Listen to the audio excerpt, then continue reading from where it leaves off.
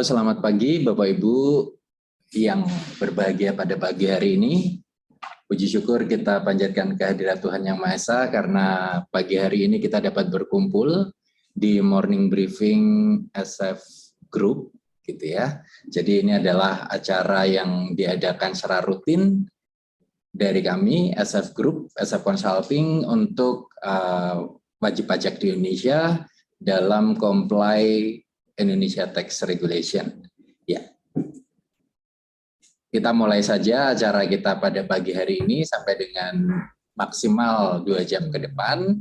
Jadi Bapak Ibu siapkan posisi yang paling nyaman, siapkan pertanyaan. Jika nanti Bapak Ibu masih belum clear tentang yang disampaikan, karena hari ini kita akan diskusi mengenai dividen, CFC rules, dan yang sedang ditunggu oleh wajib pajak Indonesia adalah mengenai aturan benefit in kind, gitu ya. Jadi di sini Bapak Ibu yang hadir saya yakin pasti ada masalah tentang 3 hal tadi, gitu. Jadi ingin hadir. Oke, nah kita mulai saja Bapak Ibu tadi sudah sampaikan bahwa dividen ini sebenarnya aturannya sudah dari tahun 2020 gitu ya. Tetapi ketika saya diskusi dengan para klien, dengan wajib pajak Indonesia, ternyata masih banyak yang belum clear tentang aturan dividen ini.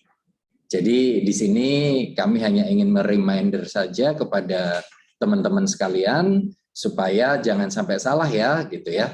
Karena dividen bukan objek pajak ini sangat menarik sekali nih untuk wajib pajak Indonesia begitu. Karena kalau kita lihat 10 tahun yang lalu banyak perusahaan didirikan di Singapura sebagai SPV karena di Singapura dividennya nggak kena pajak gitu. Nah kemudian aturan tax amnesty yang pertama dulu, ayo dong SPV dihapuskan karena harus diamnestikan aset-aset di dalam SPV-nya langsung. Nah tetapi tahun 2020 dengan adanya Undang-Undang Cipta Kerja, dividen menjadi bukan objek pajak nih dari luar negeri gitu. Ini kenapa begini nih gitu ya. Dan sebagai wajib pajak Indonesia kita tanggapin saja bahwa oke, Indonesia udah mulai equal treatment dengan negara tetangga. Artinya adalah Indonesia tidak harus lagi nih berkompetisi bahwa dividen di Indonesia juga free kok gitu. Tetapi ada syarat dan kondisinya.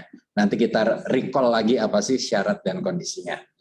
Oke, kemudian Bapak Ibu ketika sudah bicara tentang dividen yang bukan objek pajak, kemudian CFC rules-nya bagaimana nih aturan 2019 keluar tuh gitu ya, bahwa yang didim menjadi dividen di Indonesia adalah atas passive income begitu.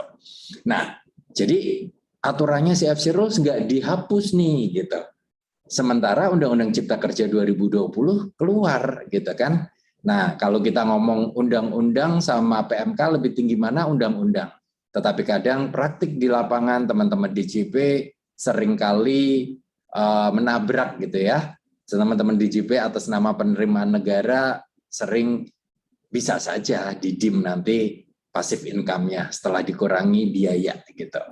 Nah, kemudian ini yang perlu kita perhatikan. Nanti posisi Bapak Ibu bagaimana nih kalau ada dividen, kalau ada earning after tax, kemudian ada juga nih passive income dari penghasilan di luar negeri. Nah, nanti kita terakhir ini yang ditunggu-tunggu Bapak Ibu mungkin sudah mulai ditanya sama karyawan, sama HRD karena ini hubungannya dengan HRD, bagaimana nih supaya benefit in kind menjadi penghasilan tetapi tidak mempengaruhi take home pay begitu ya.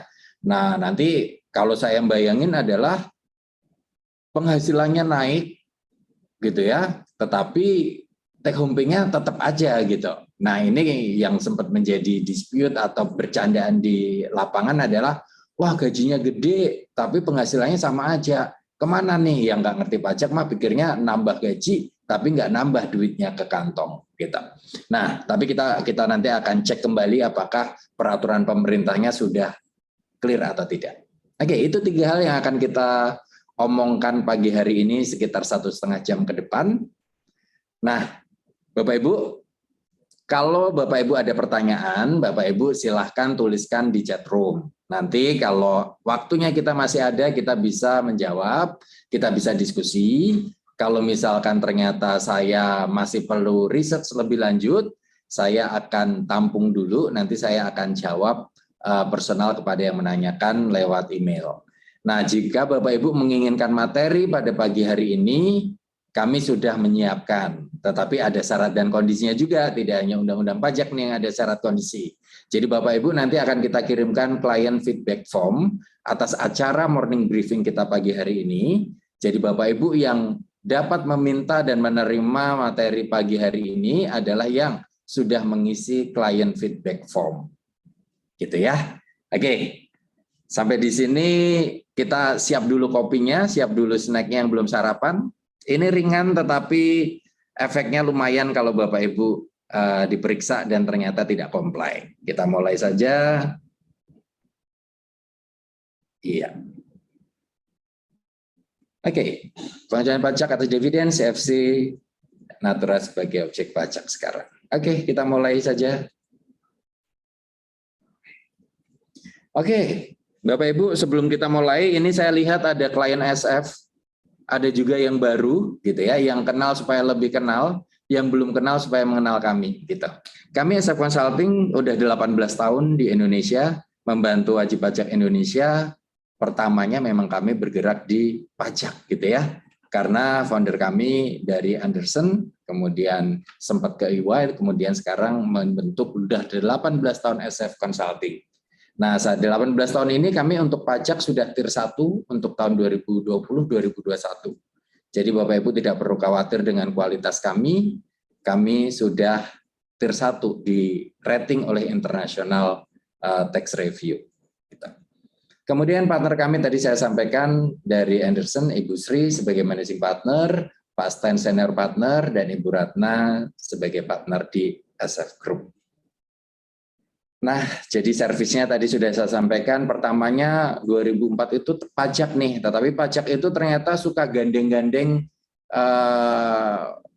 ilmu yang lain ini gitu ya. Nah, custom digandeng, transfer pricing digandeng, legal digandeng, bisnis proses ini yang sekarang lebih marak lagi, karena Bapak Ibu ingat ya, bisnis proses ini sangat seru sekali nih kesininya, karena DJP semakin update tentang IT, kemudian semuanya pakai e-faktur, e-filing, e-bookpot. Nah, yang lebih menarik untuk bisnis proses yang sekarang ini juga bikin saya kaget gitu ya Bapak Ibu.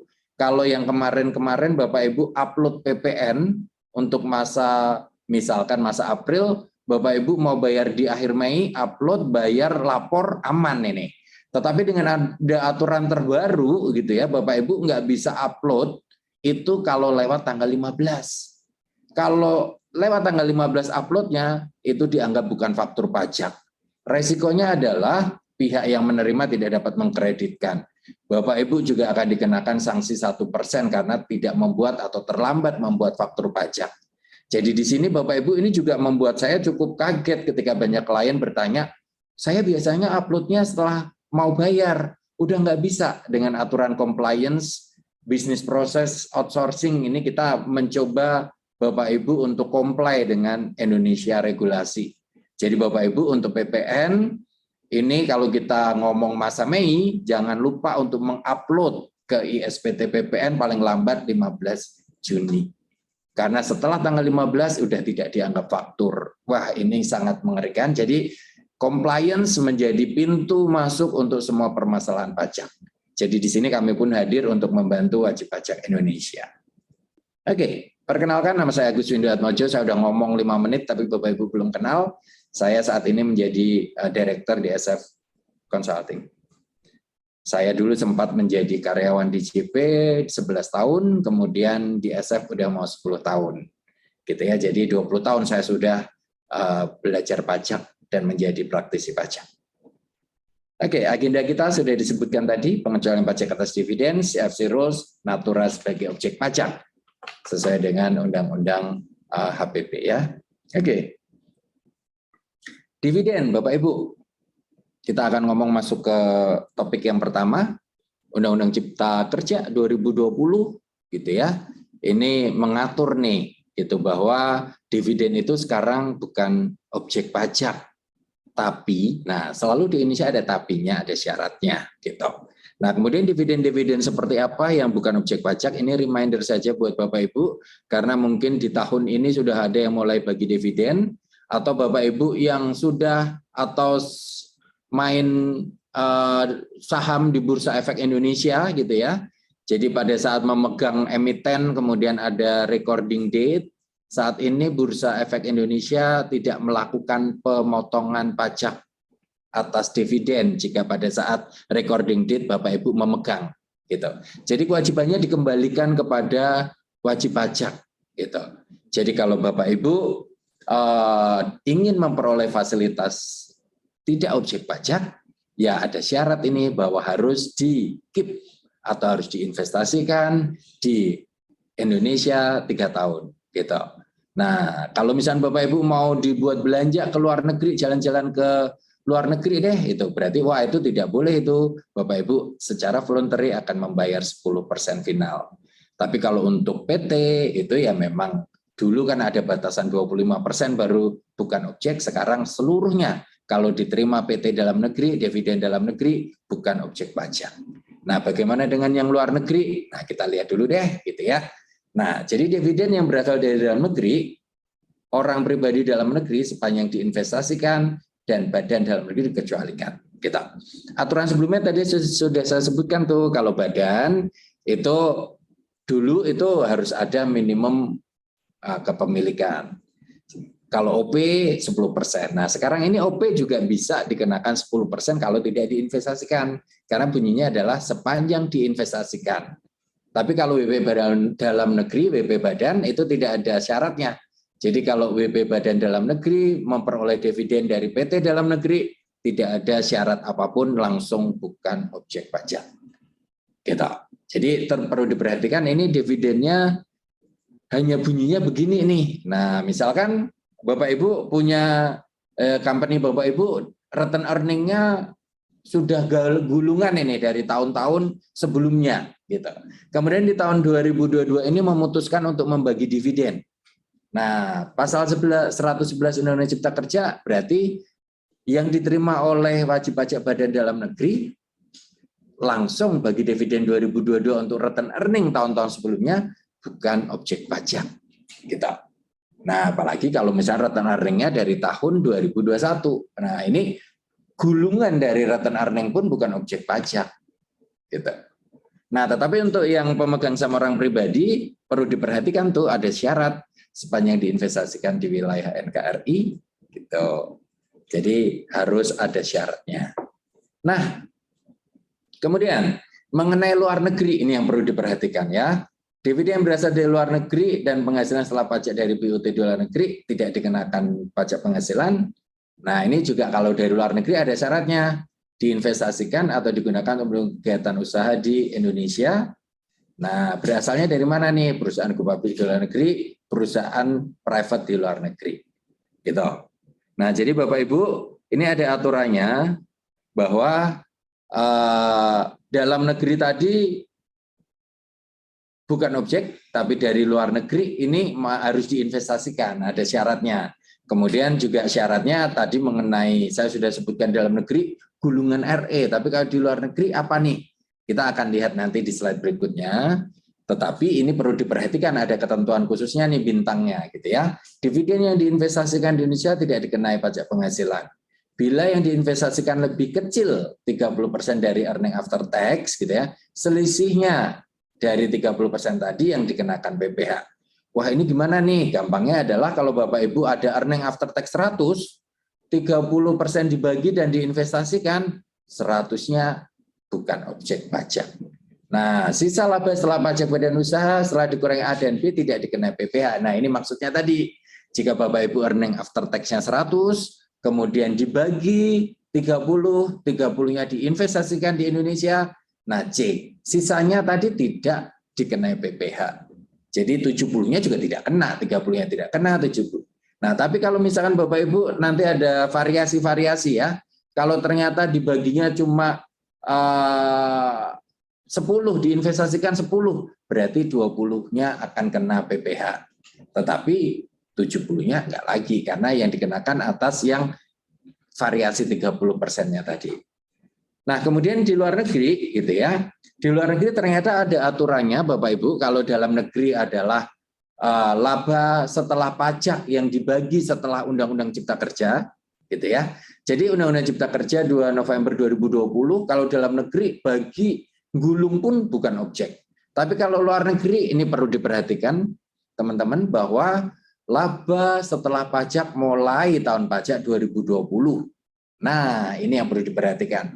Jadi kalau misalkan badan di luar negeri juga gulung laba di dalam return earning dari tahun-tahun yang lalu, itu tidak termasuk dalam yang dikecualikan, hanya untuk earning after tax mulai tahun pajak 2020 yang diterima atau diperoleh sejak tanggal 2 November 2020. Nah, ini ada kumulatifnya ya, syaratnya ya. Tahun pajak 2020 oke. Tapi setelah 2 November 2020 enggak gitu. Tapi kalau misalkan ada interim 2020 dibaginya adalah Agustus 2020, ini nggak bisa masuk nih dalam aturan bukan objek pajak tadi. Nah, dari slide sampai di sini Bapak Ibu perlu perhatikan, dibagi dua.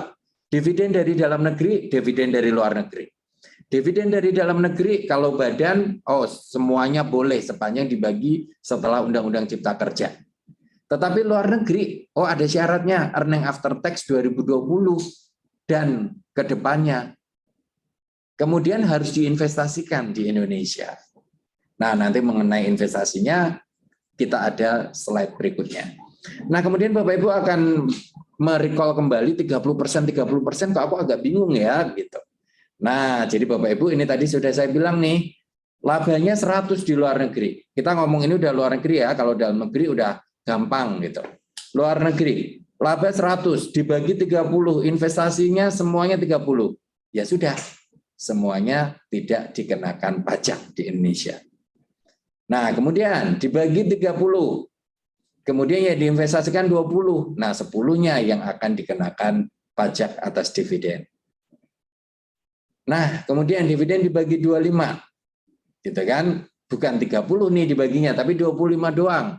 Nah, jadi 25 diinvestasikan semua. Ya, berarti karena 25 diinvestasikan tidak sudah memenuhi syarat ini, tapi baru 25, harusnya kan 30, sisanya 5 yang akan dikenakan dividen. Tetapi atas yang 70-nya ya sudah tidak kena lagi. Variasi berikutnya, gitu kan, 100% ini kita ngomongnya. Jadi Bapak Ibu, dari 100 dividen dibagi 27, gitu. Yang diinvestasikan 20. Nah, padahal kan syaratnya 30 tadi diinvestasikan, jadi ada 10 yang akan dikenakan pajak atas dividen.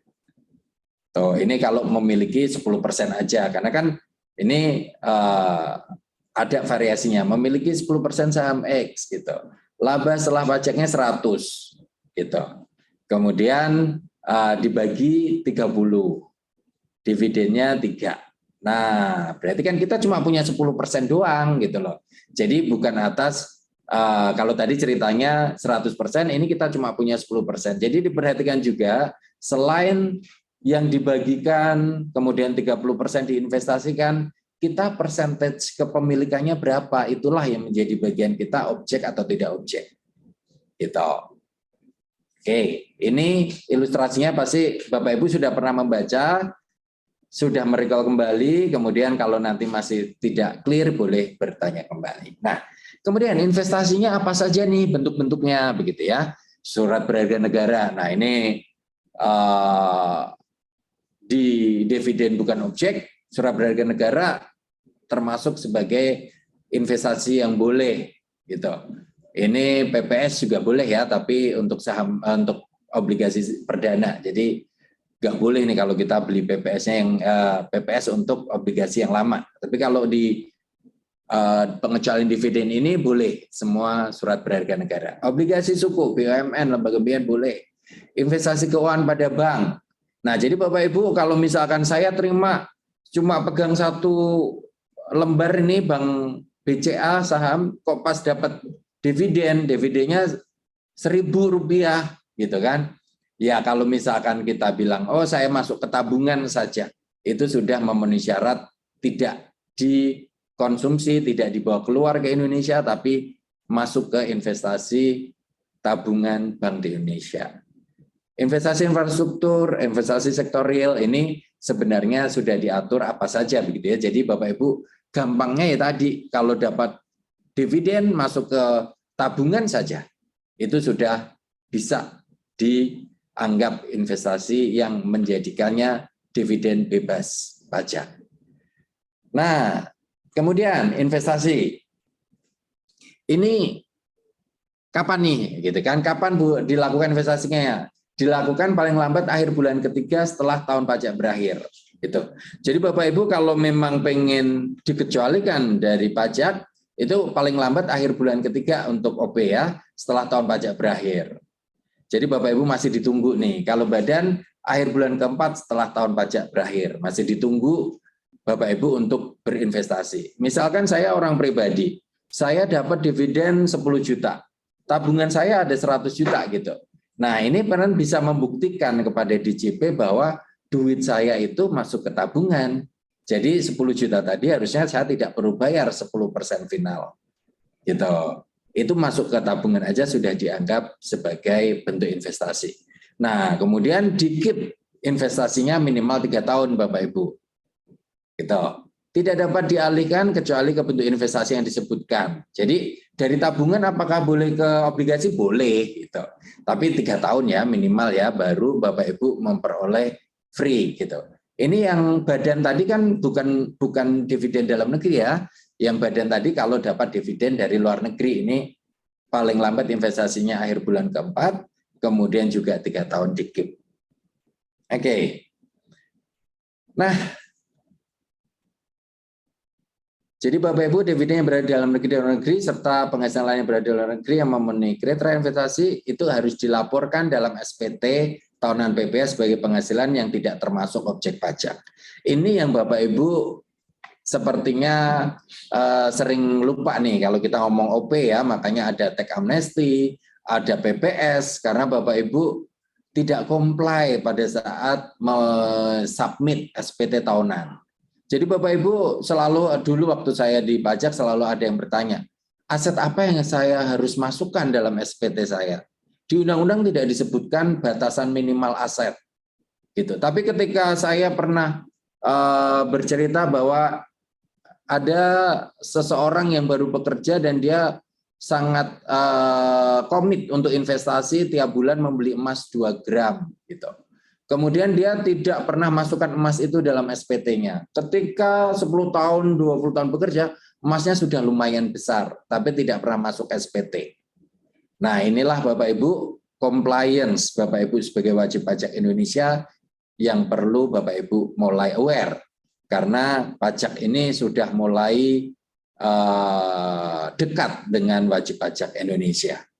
Kemudian yang dividen yang bukan objek pajak tadi, itu tidak perlu pakai SKB-SKB-an. Jadi Bapak Ibu kalau misalkan mau bagi dividen hari ini, apakah perlu pakai SKB supaya tidak perlu motong? Enggak, kewajibannya diserahkan kepada penerima dividennya. Gitu. Nah, kemudian kalau misalkan dividen atau penghasilan yang tidak memenuhi kriteria sebagai bentuk investasi, gitu ya, terutang PPh saat dividen atau penghasilan lain diterima atau diperoleh. Nah, jadi kalau Bapak Ibu saya terima dividen, kemudian saya mau buat jalan-jalan, ya terutang saat diperoleh. Nah, kemudian saya akan bayar 10% final. Gitu. Nah, kemudian juga kalau misalkan saya mau investasi kan malah ada jangka waktu itu tadi orang pribadi 3 bulan setelah berakhirnya tahun pajak. Jadi ini perlu diperhatikan oleh Bapak Ibu yang enggan bayar pajak kalau dapat dividen ya. Oke. Nah, kalau tidak diinvestasikan di Indonesia gitu. Nah, jadi Bapak Ibu kalau misalkan WP Badan Luar Negeri bagi dividen, kemudian kita sebenarnya punya komit untuk diinvestasikan tapi ternyata tidak gitu ya. Nah, ini PPh paling lama disetor tanggal 15 bulan berikutnya. Gitu. Jika sudah diinvestasikan kembali di Indonesia, gitu, wajib menyampaikan laporan realisasi investasi paling lambat 31 Maret ya bagi WPOP atau 30 April. Nah, ini yang perlu diperhatikan Bapak Ibu. Ternyata Bapak Ibu tidak bisa cuma ya sudah saya masuk tabungan doang gitu. Nah, ini ada laporan realisasi investasinya Bapak Ibu.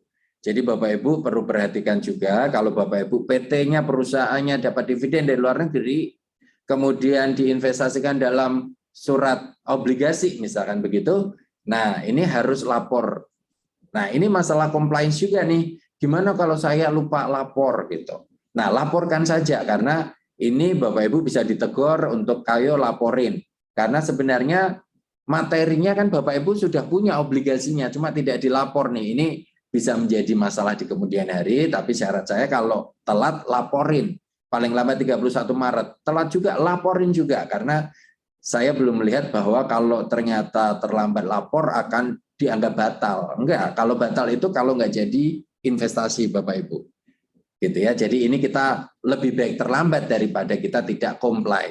Itu yang message-nya adalah seperti itu. Oke, itu tentang tentang dividen sebagai bukan objek pajak. Nah, kemudian setelah kita ngomong dividen seneng-seneng gitu ya, kemudian kok CFC rules masih ada nih gitu. Control foreign company. Nah, dasar peraturannya di 2017 diperbarui 2019. Gitu ya. Jadi Bapak Ibu di sini sebelum ada aturan dividen bukan objek, ini dim dividen sempat marak gitu.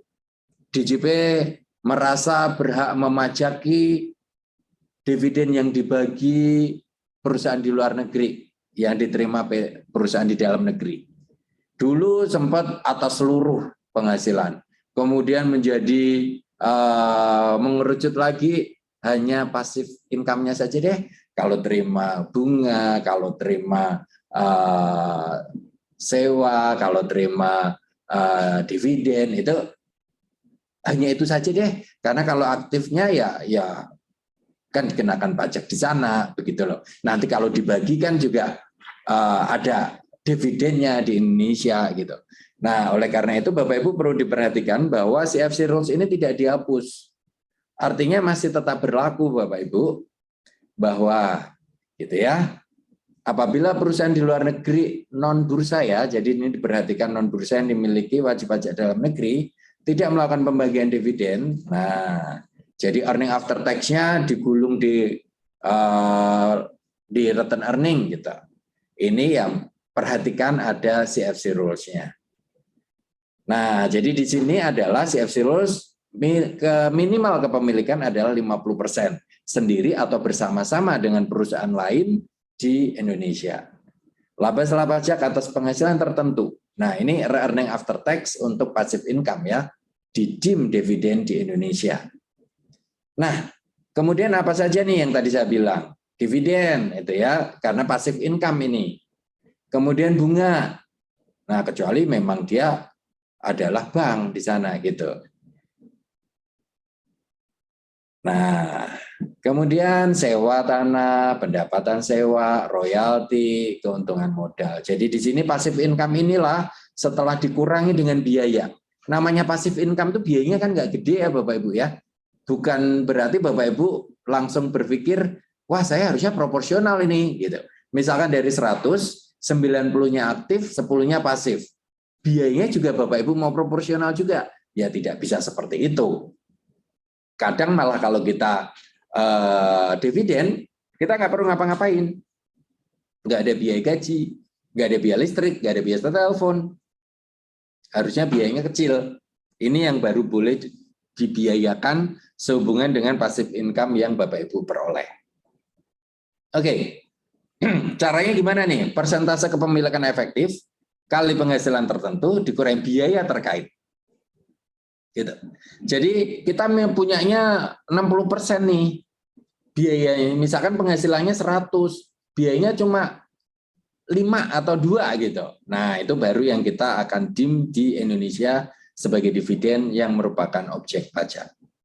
Biaya tadi untuk 3M ya, dan passive income memang DJP udah paham nih, nggak mungkin proporsional dari biaya keseluruhan. Nah, kalau misalkan di PP 94 kan Bapak Ibu pernah belajar nih, kalau nggak bisa dipisahkan mana yang final, mana yang tidak final, biayanya juga diproporsional gitu. Nah, tapi ternyata untuk passive income ya logikanya pasti biayanya tidak besar. Oke. Saat perolehan dalam hal BAN bisa terkendali. Nah, jadi di sini Bapak Ibu, kapan sih kita mendim dividen dari luar negeri, gitu ya? Kalau misalkan ada kewajiban penyampaian SPT di luar negeri, itu akhir bulan keempat. Kalau ternyata di luar negeri tidak ada kewajiban penyampaian SPT, jadi akhir bulan ke-7 setelah berakhirnya tahun pajak. Ini kita harus mendim di SPT Indonesia sebagai other income atau dim dividen tadi. Oke. Nah, ini penghitungannya mah bisa dihitung sendiri Bapak Ibu mengenai dim dividen. Kemudian posisinya gimana nih Bapak Ibu kita ngobrol dim dividen?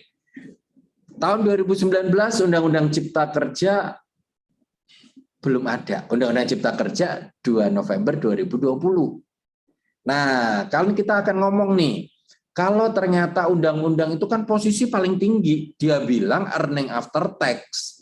Earning after tax itu kan meliputi active income, passive income. Kalau dibagi minimal 30% diinvestasikan, semuanya bukan objek pajak. Sementara PMK CFC rules ini tidak dihapus. Ini menimbulkan suatu teman-teman pajak itu kayak menemukan oke, berarti ya aku atas passive income-nya masih bisa nih aku kenakan dim dividen. Ini masih ada beberapa teman-teman pajak yang berpendapat seperti itu.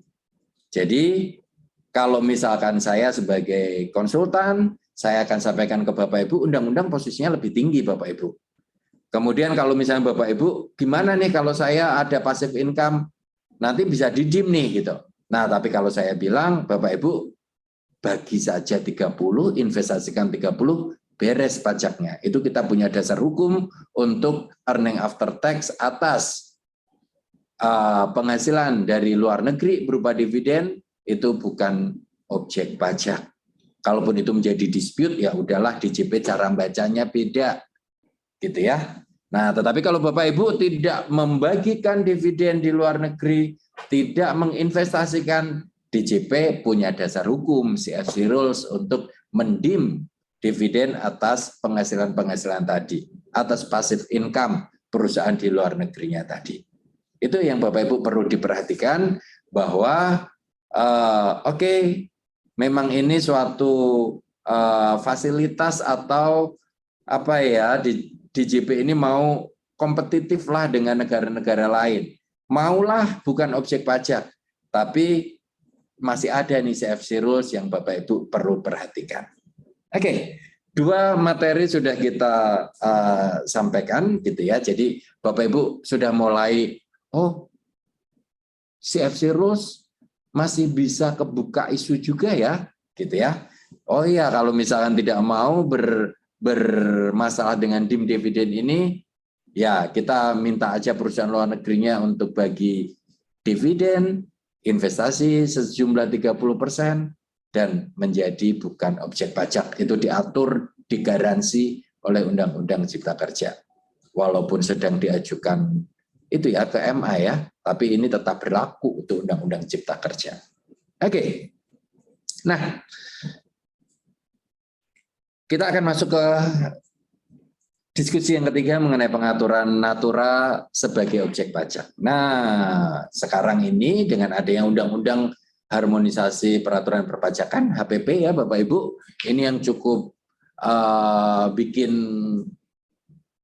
sebenarnya yang bikin DJP mengeluarkan aturan bagian pajak ini kan beda ya dengan HRD ya Bapak Ibu ya. HRD itu kan ngurusinya penghasilan karyawan yang kemudian pajaknya ngitung gitu. Nah, kalau dulu kan kita kalau ada ekspat, kemudian ada direktur, akan ada disewain apartemen, disewain mobil gitu ya. Kalau apartemen treatment kita kan biasanya ya udah kalau yang motong atau dari biaya perusahaan kita akan motong sewa apartemennya. Kemudian biayanya kita koreksi karena itu adalah natura gitu. Nah, ini DJP melihat nih bahwa yang menerima natura biasanya level-level yang tinggi gitu. Nah, jadi dia melihatnya yang gampang seperti itu DJP, makanya keluarnya HPP. Oke, yang rumah tadi boleh menjadi biaya perusahaan, tapi menjadi komponen penghasilan bagi yang menerima. Itu yang gede-gede kita clear gitu.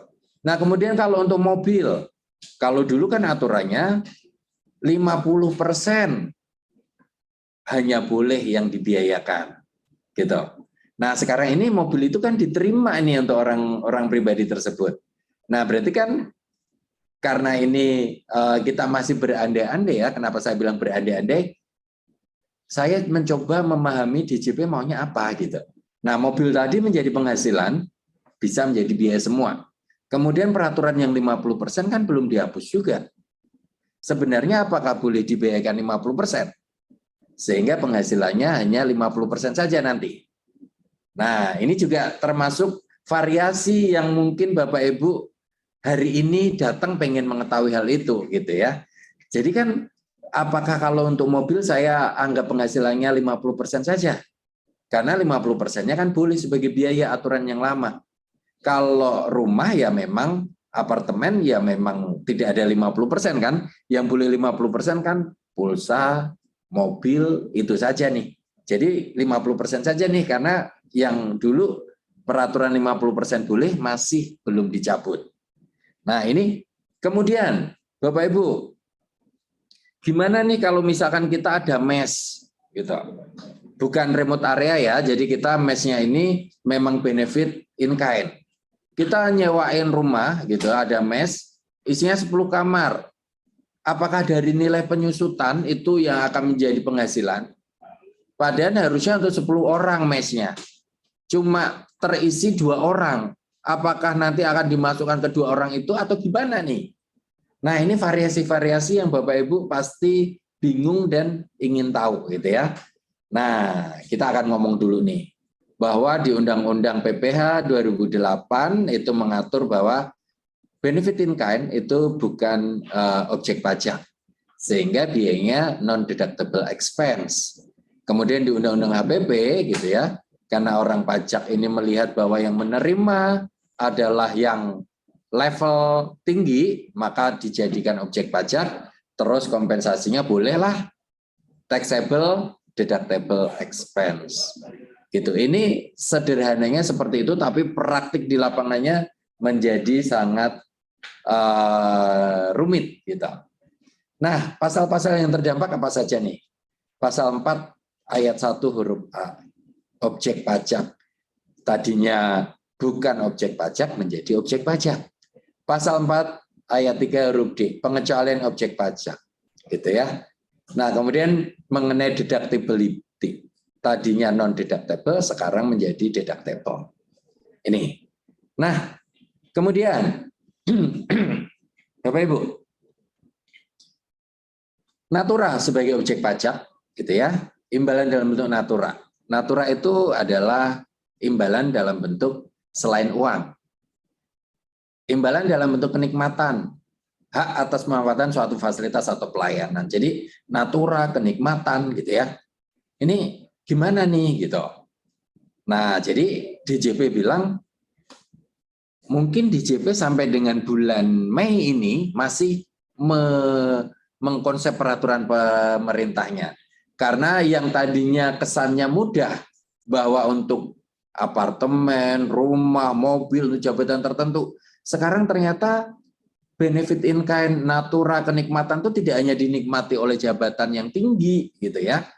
Karena jabatan-jabatan yang karyawan biasa, karyawan pabrik pun, pekerja yang tidak di level manajemen up itu juga dapat benefit in kind. Nah, nanti kalau masuk ke A1 karyawan tersebut gitu ya, ini bisa repot nih kalau misalkan dibaca oleh pasangannya gitu. Wah, penghasilan kamu gede banget, tapi kok duitnya yang diterima masih sama saja gitu kan.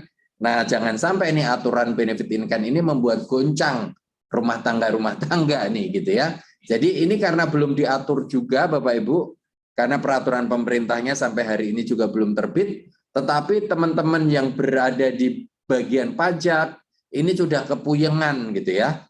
Karena kalau saya masukin A1 Ya, tadi efeknya seperti itu. Saya nggak masukin di objek pajak di A1. Nanti ketika saya di-challenge di JP, nanti ada perhitungan lainnya, gitu kan. Karena kan sebenarnya kita sebagai orang ketika membuat ekualisasi, ini loh objeknya, ini pajaknya, ini loh A1-nya sudah dihitung pajaknya. Nah, jadi akan lebih tepat kalau masuk ke 1721 A1 masing-masing karyawan. Karena kita akan lebih mudah ketika membuat ekualisasi dan menyampaikan ke DJP. Gitu. Nah, kemudian dengan adanya Undang-Undang HPP ini menjadi objek pajak dan deductible. Oke. Bapak Ibu tidak perlu khawatir untuk natura-natura yang di bawah ini karena yang ini masih tetap dikecualikan dari objek pajak. Gitu ya. Jadi penyediaan makanan minuman bagi seluruh pegawai. Jadi Bapak Ibu kalau misalkan Bapak Ibu memang menyediakan makanan minuman, makan siang bagi seluruh karyawan, itu masih boleh kok. Gitu. Nah, misalkan kita punya pabrik di kawasan industri, untuk makan, untuk keluar tidak memungkinkan sehingga disediakan. Nah, biasanya teman-teman DJP hanya menanyakan, ini manajer juga dikasih enggak? Ini yang paling tinggi di pabrik itu juga dikasih makan minuman enggak? Nah, kita bisa jawabnya begini Bapak Ibu. Ya kita belikan saja, masalah dia mau makan atau minum kan terserah dia. Yang penting kita menyediakan bagi seluruh pegawai. Gitu. Nah, ini jadi Bapak Ibu, kadang ketika ditanya teman-teman DJP jangan jadi malah bingung jawabnya ya. Ya kadang kan memang namanya pimpinan di factory ya nggak mungkin makan bareng kita gitu, makan bareng sama karyawan-karyawan lain, tetapi kita jawabnya kita tetap pesen sejumlah karyawan yang ada di pabrik. Masalah mereka mau makan mau minum itu urusan mereka, tetapi itu kita sediakan untuk seluruh pegawai. Nah, kemudian untuk yang di remote area, natura di daerah tertentu. Jadi Bapak Ibu masih diatur ya Bapak Ibu kalau misalkan ternyata perusahaan Bapak Ibu ada di remote area. Tapi Bapak Ibu perlu perhatikan bahwa perusahaan Bapak Ibu harus meminta gitu ya SK bahwa ditetapkan sebagai daerah tertentu sehingga kalau perusahaan memberikan benefit in kind tadi dapat menjadi biaya dan bukan objek pajak. Gitu. Kemudian yang ketiga natura karena keharusan pekerjaan. Nah, ini juga nih. Kesehatan kerja atau seragam. Ini seragam yang kayak apa begitu ya. Kalau kita diperiksa, loh kamu kan di office, kemudian seragamnya bukan yang seragam untuk kan di pabrik. Jadi di sini teman-teman pajak itu masih menganggap bahwa seragam itu hanya untuk yang teman-teman di pabrik gitu. Kalau seragam di kantor nggak boleh, itu tetap dulu ya, tetap dikeluarkan sebagai biaya. Tetapi sekarang karena ini seragam itu dia akan bilang ini objek 21 nih. Gitu. Kalau dulu kan teman-teman DJP kalau badannya masih ruginya gede akan kena 21. Kalau badannya untung dikoreksi di badan karena tarif badannya lebih gede 22%. Jadi ini teman-teman DJP juga sudah mulai kreatif ini. Kemudian ada lagi natura yang bersumber dari APBN APBD. Ini juga dikecualikan dari objek pajak. Natura dan jenis ini juga kita lagi nunggu apalagi ini, tapi yang perlu diperhatikan oleh Bapak Ibu yang tadi ini makan minuman bagi seluruh pegawai, natura di daerah tertentu sama alat kesehatan misalkan harus pakai wear pack, kemudian memang pabriknya harus pakai APD atau apa itu memang boleh sebagai bukan objek pajak. Nah, ini bukan merupakan penghasilan, bukan objek pajak, tetapi dapat dibebankan sebagai biaya. Oke, jadi Bapak Ibu ini yang saya highlight untuk benefit in kind.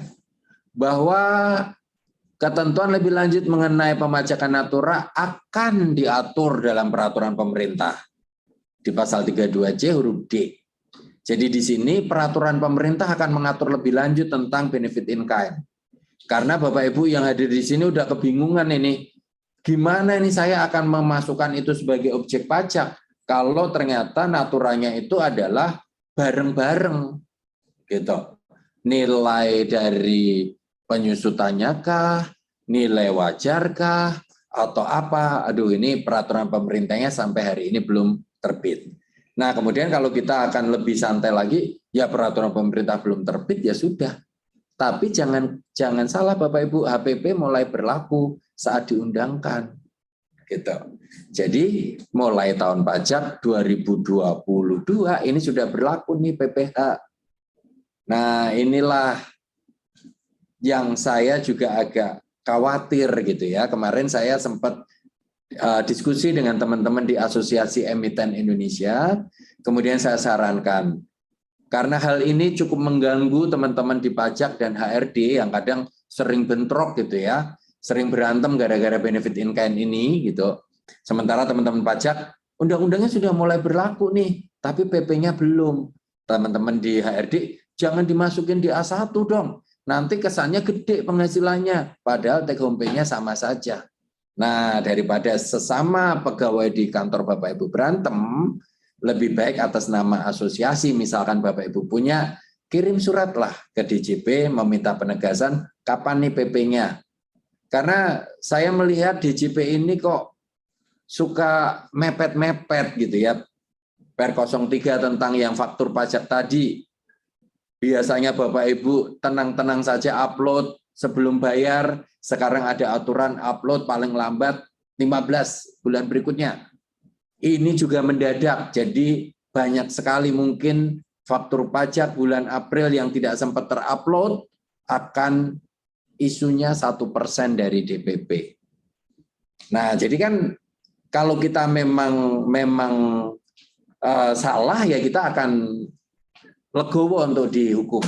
Tapi ini karena aturan baru dan merubah kebiasaan gitu ya. Ini yang membuat kita sebagai wajib pajak merasa DJP ini kok kayak menjebak sih gitu. Kayak ada yang di perempatan itu bukan di lampu merahnya jaganya, tapi di depannya gitu. Nunggu kita salah, bukan preventif menyatakan kamu jangan melanggar ya, tapi melanggar dulu supaya dihukum gitu. Nah, inilah yang membuat teman-teman wajib pajak saat ini agak bingung gitu ya. Nah, jadi Bapak Ibu, saya kemarin di Asosiasi Emiten Indonesia, ayo dong bikin surat supaya segera di-push nih bagaimana nih tentang natura sebagai objek dan deductibility di PPh badannya. Itu saja yang dapat saya sampaikan. Kalau Bapak Ibu masih menginginkan bertanya, silakan di email kepada Mbak Nia, tempat Bapak Ibu mendaftarkan. Kalau Bapak Ibu pengen juga materi pada pagi sampai siang hari ini, silakan minta ke Mbak Nia, nanti setelah ngisi CFF dapat materinya. Itu yang dapat saya sampaikan. Terima kasih Mbak Nia, terima kasih Mas Fajar, terima kasih Bapak Ibu sekalian. Semoga pajak ini semakin membawa manfaat buat wajib pajak Indonesia. Selamat siang, salam sukses, sehat terus Bapak Ibu. Terima kasih. Oke, thanks Pak. Selamat siang. Selamat siang Pak Agus Windu. Iya Pak. Terima kasih Pak Agus Windu. Terima kasih.